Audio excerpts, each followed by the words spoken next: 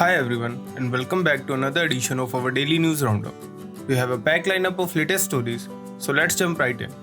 Our first story comes from the political arena, where Delhi Chief Minister Arvind Kejriwal has announced 10 guarantees for the India bloc if it comes to power at the center. These guarantees, titled Kejriwal Ki 10 Guarantee, cover a wide range of issues aimed at addressing key concerns of the Indian populace. These include promises such as free 24-hour power supply, quality education, and free healthcare without reliance on insurance schemes. Kejriwal also pledged to grant full statehood to Delhi and ensure the Indian Army's freedom to reclaim territory occupied by China. Additionally, he vowed to abolish the Agniveer scheme and implement the minimum support price on all crops as per the Swaminathan Commission report. He also promised to provide 2 crore jobs for the youth and ensure ease of doing business for traders. Notably, Kejriwal emphasized his commitment to eliminating what he refers to as BJP's washing machine, which he claims shelters corrupt individuals joining the party. He further stated that the current system of sending honest people to jail by the BJP would be abolished under his administration. It's important to note that Kejriwal clarified he does not aspire to become Prime Minister but guarantees the implementation of these measures if the India bloc attains power. This announcement sets the stage for a dynamic political landscape leading up to the upcoming elections. Moving on to our next story, tensions continue to simmer in the West Bengal as Prime Minister Narendra Modi accuses the Trinamool Congress of protecting culprits in Sandeshkhali. Allegations of threats to women and fabrication of sexual assault complaints against BJP leaders have intensified the political climate in the region. Modi asserts that under TMC rule, Hindus are treated as second-class citizens and criticizes restrictions on religious celebrations such as Ram Navami. He also reaffirms his stance on the Citizenship Amendment Act, stating it won't be repealed as long as he is in power. In response, West Bengal Chief Minister Mamata Banerjee retaliates, accusing PM Modi of peddling lies about Sandeshkhali and remaining silent on sexual harassment allegations against Governor C.V. Ananda Bose. Both parties exchange heating rhetoric, further fueling the ongoing political feud. Shifting our focus to Jharkhand, the Enforcement Directorate has summoned Congress Minister Alamgir for questioning in connection with a significant cash recovery operation. The ED recovered a staggering 35 crore from premises linked to Alam's officer on special duty Sanjeev Kumar Lal. The case has garnered significant attention, with ED conducting searches at locations in Ranchi, including Sanjeev and his domestic help Jahangir Alam's residence. Amidst mounting pressure, Alamgir denied the allegations leveled against him by BJP leaders, asserting his innocence in the matter. However, the suspension notice issued to Sanjeev by the General Administration Department underscores the gravity of the situation. This cash recovery episode has further exacerbated the political tensions in Jharkhand, with the ruling India bloc facing intense scrutiny from its opponents. As this political drama unfolds, billions of voters across the country gear up to cast their ballots in the fourth phase of the Lok Sabha elections.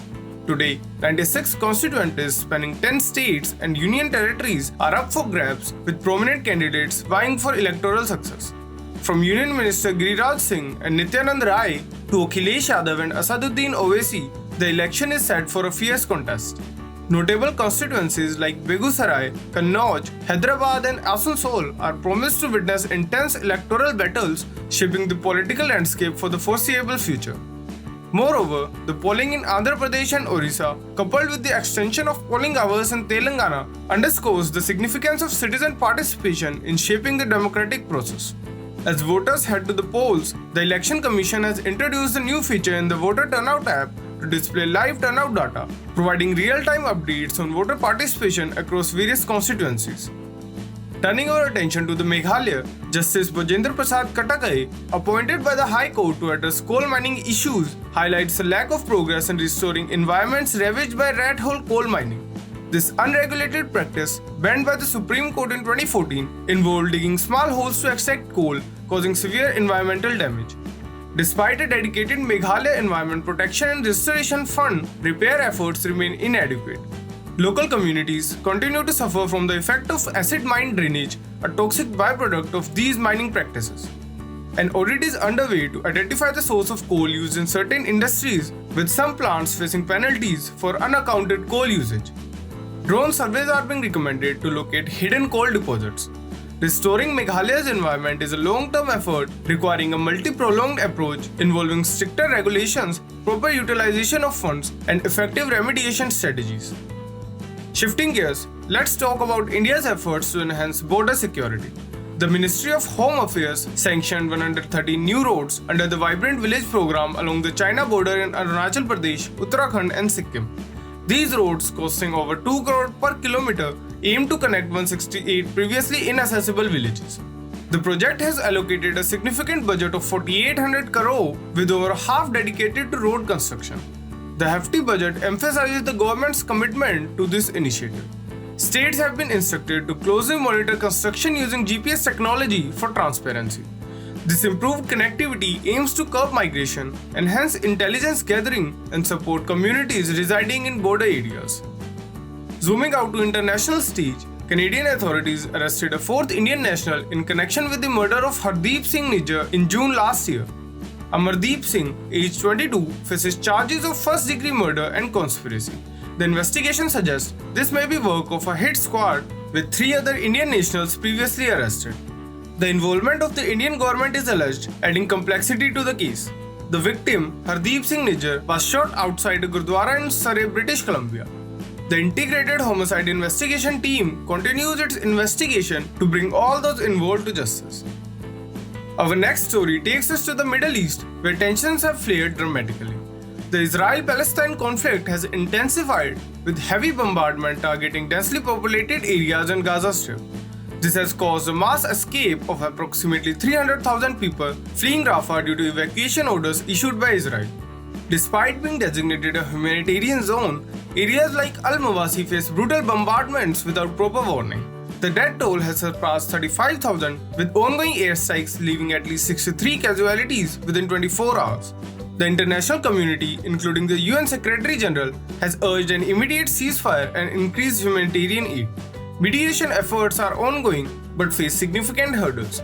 The United States, a key player in the region, has taken a critical stance.